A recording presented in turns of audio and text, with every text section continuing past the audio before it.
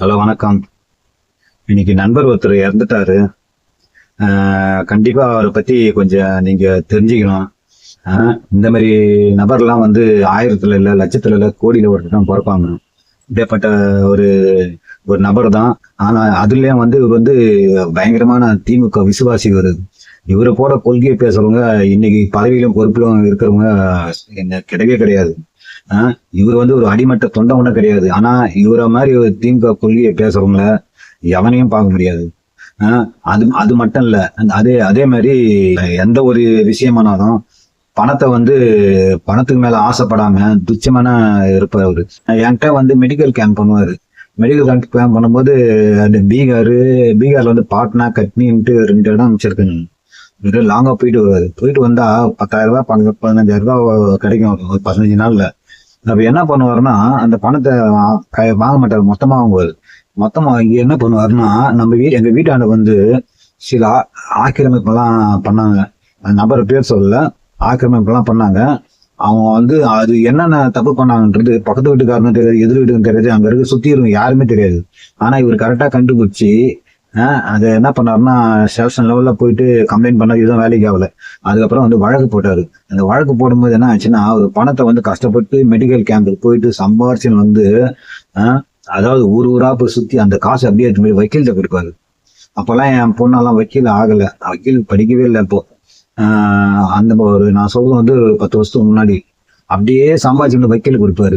கிட்டத்தட்ட எனக்கு தெரிஞ்சு 25,000 ரூபாய் வக்கீல் கொடுத்து, அதுக்கப்புறம் வந்து அவங்கள வழக்கு போட்டு எல்லாரையும் வந்து கோர்ட்ல கை கட்டி பதில் சொல்ற அளவுக்கு உட்கார வச்சாரு. இப்பவே அந்த கேஸ் வந்து நிலையில இருக்கு.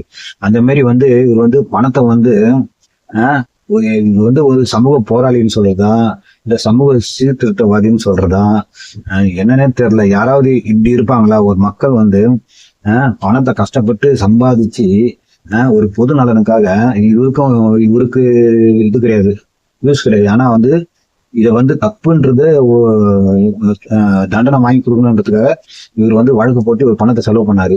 இனி வர காலத்துல இதெல்லாம் பார்ப்பனான்னு தெரியல. கொரோனா காலத்துல என்ன பண்ணாருன்னா, நம்ம அந்த இஞ்சி பூண்டு எல்லாம் பேஸ்ட் இருக்குல்ல, அது பூண்டு உரிக்கிற மிஷினை வந்து 2 லட்சம் ரூபாய்க்கு கோயம்புத்தூர்ல இருந்து வர வச்சு, அது வந்து இங்க வந்து ஆச்சி மசாலாவும் சக்தி மசாலாவும் வந்து இடம் பார்த்துட்டு அவங்க வந்து இந்த இடத்தெல்லாம் கொடுக்க முடியாதுன்னு சொன்னதுனால போயான்னு சொல்லிட்டு அந்த மிஷினையும் அப்படியே தூக்கி ஓரம் போட்டுட்டாரு. நல்ல நாலேஜ் உள்ளவர். அதாவது இந்த மாதிரிலாம் சிந்திக்க யாராலையும் முடியாது. ஒண்ணுமே பணம் இல்லை, பணம் இருக்கிறவங்க கூட இந்த மாதிரி சிந்திக்க மாட்டாங்க. இந்த மாதிரி ஒரு தொழில் ரீதியா, அதாவது பெரிய லெவல்ல அவர் யோசிக்கிற ஆளு. அந்த மிஷினை வர வச்சு அது பண்ண முடியாதுன்ட்டு அதை ஏதோ செகண்ட்ஸ் கூட விற்கல. அது வேணா ஏன்னு தூக்கி போட்டாரு. அது ஓரம் வாங்கி கூட கிடக்குது. வந்து ஒரு மெடிக்கல் கேம்ப் போகும்போது கணேசான ஒரு கம்பெனி, அந்த கம்பெனியோட கடைசியில வந்து ஆயுத பூஜை வந்து கொண்டாடினாங்க. அப்ப நாங்கெல்லாம் வரும்போது எங்கெல்லாம் ஒரு கிஃப்ட் கொடுத்தாங்க. கிஃப்ட் கொடுக்க கூடாதுன்னு சொன்னாங்க. அப்புறம் மேனேஜ்மெண்ட்ல பேசி, ஏன்னா அந்த மாதிரி ஒருத்து உள்ள ஒரு கிஃப்ட் அது பேசி என்ன பண்ணாங்கன்னா, சரி கொடுத்துடலாம், மெடிக்கல் கேம்ப் வந்தவங்கலாம் டாக்டருக்கு எல்லாரும் கொடுத்துடலாம்னு சொன்னாங்க. எல்லாரும் கொடுத்தாங்க. ஒரு வேணான்னு சொல்லிட்டாரு. வாயா இதே வீட்டுக்கு எடுத்துன்னு போவான்னு. சத்தியமா சொல்றேன், ஒரு சோப் டப்பா கொடுத்தா கூட யாரும் வேணான்னு சொல்லுவாங்க. நானே வந்து ஏதாவது ஒண்ணு கொடுத்தா கூட நான் வீட்டுல எடுத்து வந்து கொடுப்பேன். அந்த மாதிரி ஒரு 3,000 ரூபாய் உள்ள ஒருத்து எல்லாரும் ஆன்னு பார்த்தாங்க. என்ன எப்படியாப்பட்ட மனுஷன் அவரு, அப்படியேப்பட்ட பொருளை வேணான்றாரு. அந்த மாதிரிலாம் வந்து பணத்துக்கு ஆசைப்படாத ஆளுலாம் வந்து யாரையும் கோடியில பார்க்க முடியாது. அதாவது அப்படி கோடியில ஒருத்தரை பார்த்தா கூட அவர் வந்து உலகத்துல எல்லாத்துக்கும் தெரிய வெளிச்சத்துக்கு வரும். அந்த விளம்பரத்தை கூட அவர் தேட மாட்டாரு. போட்டோல கல்யாணத்துல வந்தாலும் போட்டோல நிக்க மாட்டாரு. அங்க இருக்கிற தேங்காய் பை குத்தா வாங்க மாட்டாரு. அதோட ஒரு கொடுமை என்னன்னா, மொய்ய வச்சுட்டு சாப்பிடவே மாட்டாரு. டீ டீ எப்ப பார்த்தாலும் டீ, என்னதான் சாப்பிடுவாருன்னு தெரியல. ஒரு வயிறெல்லாம் ஒட்டி போய் ரொம்ப கொடுமையா இருக்கும் அவரை பார்க்கறதுக்கு. எனக்கு இந்த வீடியோ போறதுக்கு எதனாலனா, கண்டிப்பா இவரை பத்தி நீங்க வந்து தெரிஞ்சுக்கணும். இவரை விட்டா வந்து நீங்க எந்த மாதிரி ஒரு ஐடியா கேட்டாலும், ஒன்னு இண்டஸ்ட்ரியில பத்தி கேட்டாலும், திடீர்னு வந்து ஃபைனான்ஸை பத்தி கேட்டாலும், அதெல்லாம் பேசாத ஆளே கிடையாது. இந்த ஸ்டாக் மார்க்கெட்டு எதை கேட்டாலும் புட்டு போயிருக்குது. இவர் லைப்ரரியில படிச்சு தான் கண்ணு இதுவாயிட்டு கண்ணாடியே போட ஆரம்பிச்சாரு.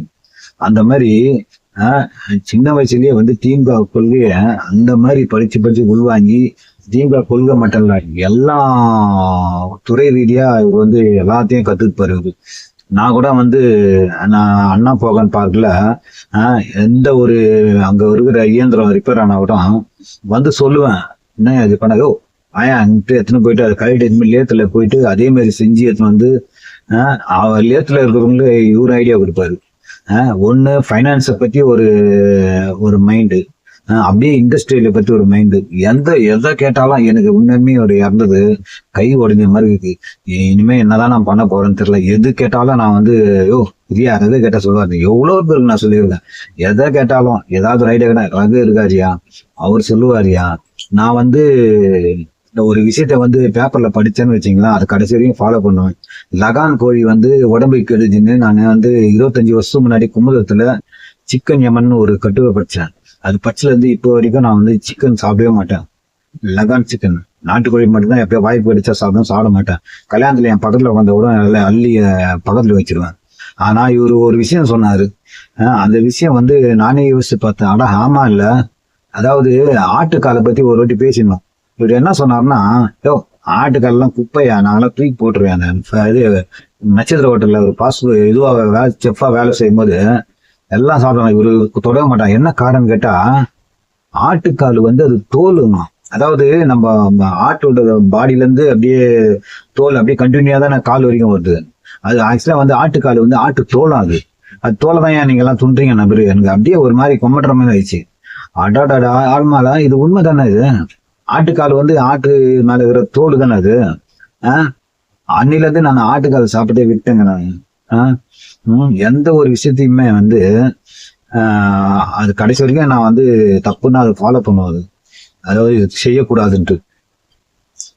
அந்த மாதிரி இவர் வந்து இன்னும் வந்து என்ன நிறைய சொல்லிட்டு இருக்கலாம். அந்த வீடியோ வந்து அவ்வளவு லென்த்தெல்லாம் பார்க்க மாட்டாங்க மக்களுங்க. உண்மையுமே வந்து இவர் வந்து போட்டுறதுக்குரியவர். நல்ல ஒரு வசதியான வீட்டுல பிறந்திருந்தாருன்னா நம்ம நீங்க அதிக பிரச்சனைமா நினைக்காதீங்க. ஒரு பாரதியை போல ஒரு மேம்பட்ட ஒரு மனுஷனா உலகத்துக்கு அறியப்பட்டிருக்காரு. அந்த மாதிரி ஒரு மனுஷன் அவரு. இவர் பார்க்கும்போது எப்படி இருக்குன்னா, பாரதிக்கு வந்து எப்படி கடைசி இறுதி சடங்குல வெறும் 16 பேர் தான் கலந்துனாங்க. அதே மாதிரிதான் இவரு நேற்று நைட்டு போய் பார்த்தேன். அது பார்க்கும்போது அப்படியே கண் கலங்கிடுச்சு.